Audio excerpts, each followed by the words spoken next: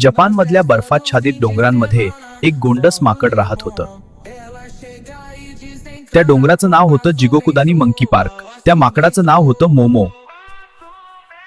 मोमो इतर माकडांसारखंच खेळकर होतं, पण ते खूप हुशारही होतं. थंडी खूप पडली की सगळी माकडं गरम पाण्याच्या झऱ्यात जाऊन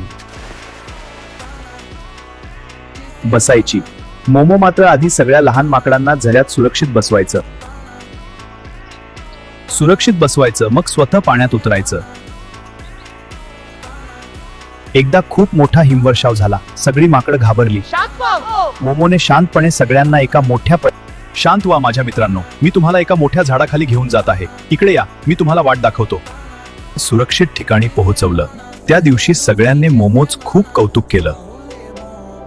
त्या दिवसापासून मोमो फक्त खेळकर माकड नव्हतं, तर सगळ्यांचा छोटा नेता बनला.